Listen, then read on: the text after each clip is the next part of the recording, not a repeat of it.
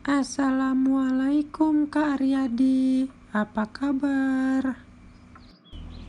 Waalaikumsalam Mbak Ika.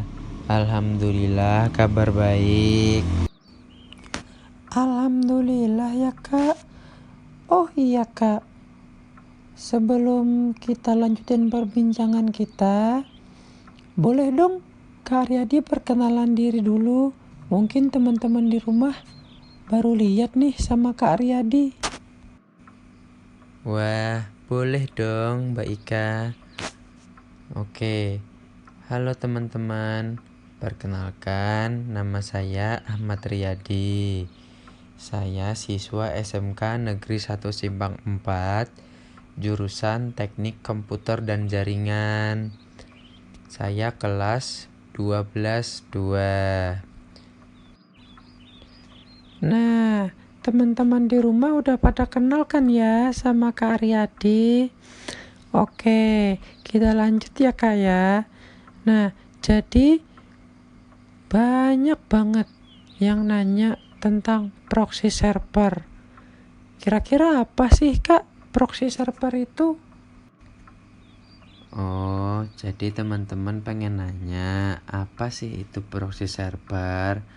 Baik, proxy server adalah program yang menerima permintaan request dari klien seperti browser, web, atau FTP klien, dan kemudian meneruskan permintaan tersebut ke server internet yang dituju.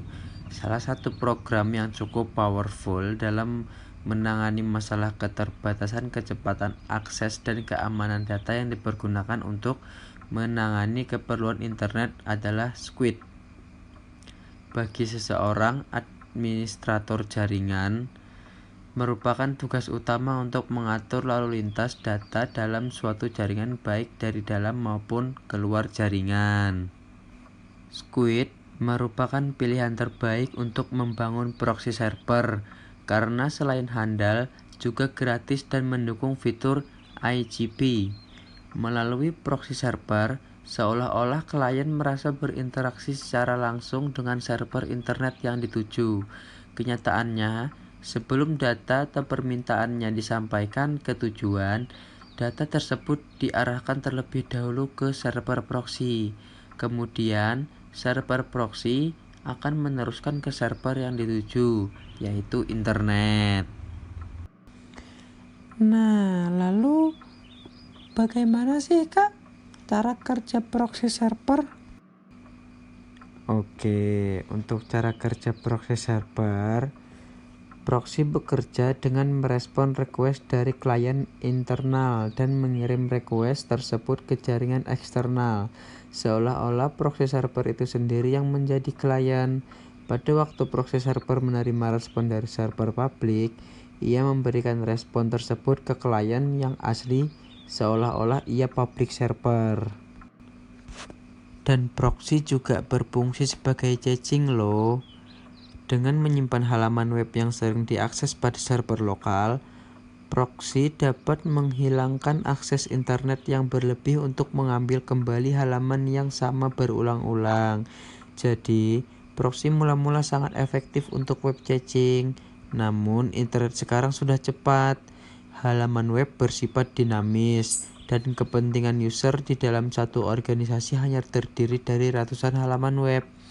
Faktor-faktor ini menyebabkan caching proxy menjadi tidak efektif, kecuali pada organisasi yang sangat besar atau ISP. Lalu ada nggak sih Kak kelebihan kita menggunakan proxy server? Jelas ada Mbak Ika. Jadi kelebihan operating system yang menggunakan proxy adalah data yang diminta dari klien akan diarahkan ke server proxy, kemudian dilanjutkan ke server internet. Pada saat data dari server datang, data tersebut akan diarahkan oleh server internet ke server proxy. Kemudian server proxy meneruskan data tersebut ke klien yang memintanya. Di samping memberikan data ke klien, server proxy juga menyimpan salinan data itu sebagai web chat di hard disk. Apabila ada user lain yang meminta data yang sama, maka server proxy akan mengambil data tersebut dari hard disknya tanpa harus melakukan koneksi ke server internet yang menyediakan data tersebut. Kalau permintaan yang sama dilakukan oleh user berkali-kali, tentu akan mempengaruhi kecepatan akses internet secara signifikan. Nah, jadi itu tadi kelebihan proxy server. Namun setiap kelebihan pasti ada kekurangan kan ya Mbak Ika ya. Nah, jadi proxy server mempunyai satu kekurangan terhadap kinerja, yaitu proxy server membuat bottleneck seperti firewall atau router. Satu koneksi proxy server ke internet dapat membuat bottleneck jika tidak di-upgrade ketika jumlah user jaringan bertambah. Walaupun proxy awalnya meningkatkan kinerja melalui mekanisme caching, akan tetapi hal ini tidak akan efektif bila tidak didukung oleh spesifikasi mesin yang bagus. Jadi kita itu butuh spesifik mesin yang di atas rata-rata gitu ya Mbak Ika ya. Untuk tingkat keamanan proxy sendiri itu bagaimana Kak Aryadi? Oh iya Mbak Ika, untuk tingkat keamanannya, proxy server memiliki kemampuan menyembunyikan semua user di belakang satu mesin, dapat memfilter URL, serta dapat membuang konten yang mencurigakan atau ilegal. Jadi meskipun mula-mula dibuang sebagai caci non-security, tujuan utama proxy server sekarang menjadi firewalling. Proxy server memperbarui request layanan pada jaringan eksternal atas nama klien yang ada pada jaringan private. Ini secara otomatis menyembunyikan identitas dan jumlah klien pada jaringan internal dari jaringan eksternal, karena posisi proxy berada di antara klien internal dan server publik. Proxy juga dapat menyimpan konten yang sering diakses dari jaringan publik untuk mengurangi akses ke jaringan publik tersebut. Kebanyakan implementasi nyata proxy security meliputi pemiliteran paket dan network address translation untuk membangun firewall yang utuh. Oh, jadi begitu ya Kak Aryadi ya. Mungkin udah cukup jelas sih Kak. Apa yang sudah Kakak sampaikan tadi mungkin udah menjawab penasarannya dari teman-teman di rumah dan para penonton lainnya. Wah iya Mbak Ika, alhamdulillah kalau teman-teman di rumah udah berhasil terjawabkan kepenasarannya terhadap apa sih itu proxy server. Jadi udah nggak penasaran lagi kan ya teman-teman ya. Iya Kak Aryadi. Ya udah Kak. Terima kasih banyak ya Kak sudah mau meluangkan waktunya untuk datang ke sini berbagi ilmu, menjelaskan tentang materi proxy server.